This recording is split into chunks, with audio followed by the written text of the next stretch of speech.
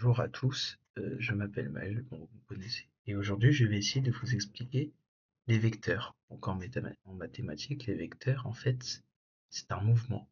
D'accord? Il faut voir ça comme un mouvement. D'abord, on va commencer par B à bas, où on a trouvé les vecteurs en premier. Donc, pour la translation, qui est une méthode de symétrie, on prend une forme et on la refait plus loin. Et donc, la distance entre les deux points identiques est le vecteur. Si ça c'est la figure A et ça figure A', notre vecteur ça va être ce long trait là, et donc la flèche va monter parce qu'on a bougé le point vers A'. Donc ensuite, on a vu plusieurs choses. Déjà, comment présenter un vecteur. Un vecteur a trois caractéristiques. Donc sa norme, qui est une distance qu'on doit représenter avec un chiffre entre deux grands traits, son sens et sa direction. Alors, direction et sens, on peut confondre, mais il faut voir ça d'une simple chose. Direction, c'est tous les panels de possibilités, et le sens, c'est où on fout la flèche là-dedans. J'espère que ça va être clair. Donc,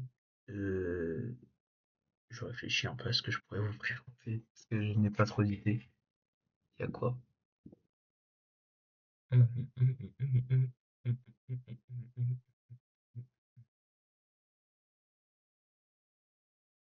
Bon, on va commencer par l'addition l'addition,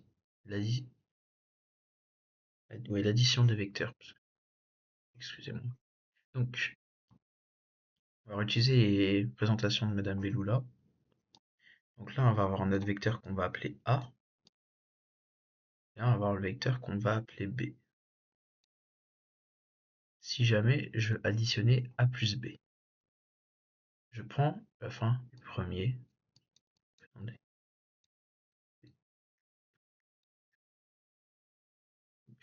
A comme vecteur, c'est tout celui-là. Alors c'est la flèche qui va vers la droite. Donc je vais à la fin du mouvement de mon vecteur A et je mets celui de mon vecteur B. C'est une flèche qui monte. Pas très grande, mais une flèche qui monte. Là j'ai mon vecteur B. Et donc ensuite il nous demande de le tracer. C'est le début de A qui va jusqu'à la fin de B. Le début de A qui va jusqu'à la fin de B, ça va comme ça. Donc voilà, là on a nos nouveaux vecteurs. Ensuite, il y a une partie totalement théorique qui est plus fondée sur des calculs qui vont nous demander d'additionner des vecteurs qu'on n'a pas. Pour la plupart, je vous conseillerais plutôt de faire une représentation physique et utiliser ce que j'ai montré. Mais là, on va parler de la relation de Chasles. Alors, la relation de Chasles, c'est quelqu'un qui a dit que si jamais on a AB plus BC, ça nous est AC. Donc pourquoi? On va prendre le vecteur AB. Là on a A, là on a B. Là on a BC. Et là on a C. Vous voyez? Je sais pas si vous comprenez. En gros, AB, BC, quand on relie le début de A à la fin de C, ça nous fait directement à C. Donc, Chasles, il a dit que, en fait, pour calculer, quand on a quelque chose comme ça qui se présente, on a juste à supprimer la lettre du milieu et garder les deux extrémités pour faire un dernier vecteur.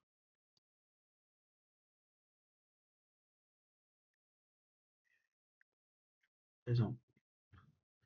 Alors, il y a soustraction de vecteurs, ça va être un peu plus complexe. Et donc, la soustraction vecteur. Donc, on va prendre notre vecteur U, c'est U, et notre vecteur V, il va être comme ça. Donc, pour soustraire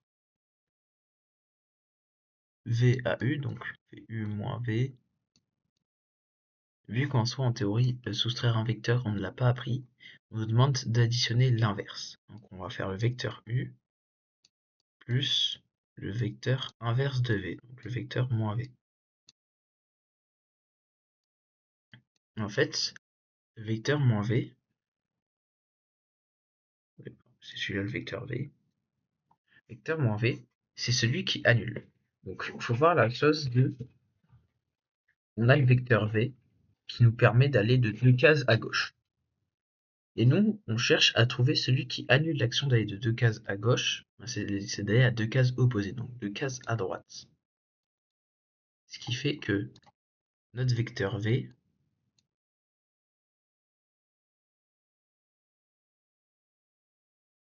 au lieu d'être un trait comme ça, on doit changer le sens de la flèche. Donc là, on change notre vecteur V en vecteur moins V.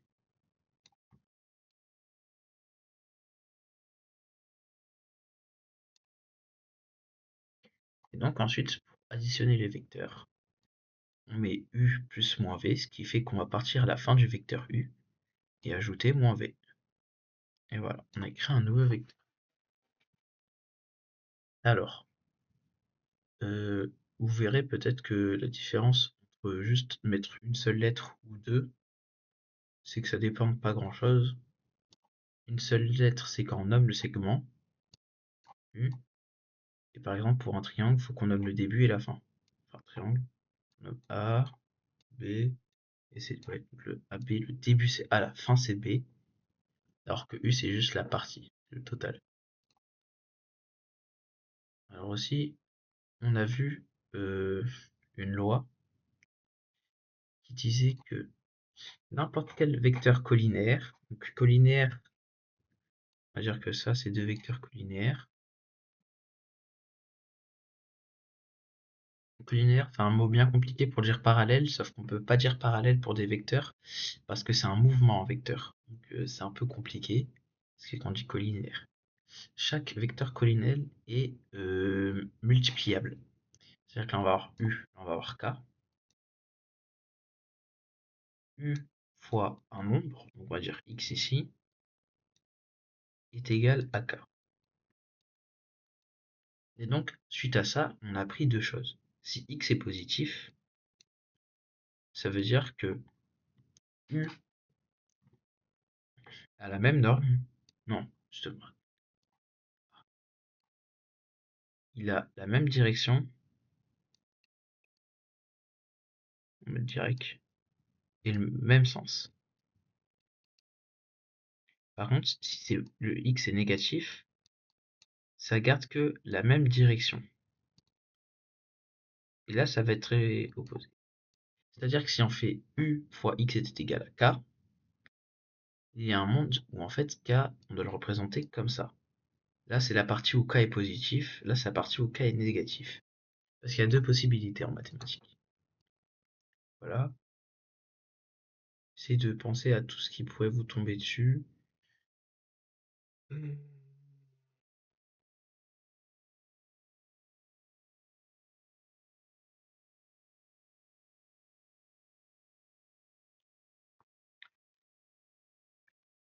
Est-ce qu'il y a d'autres choses à expliquer? Je ne pense pas. Si vous avez des questions, vous pouvez venir me voir. Voilà.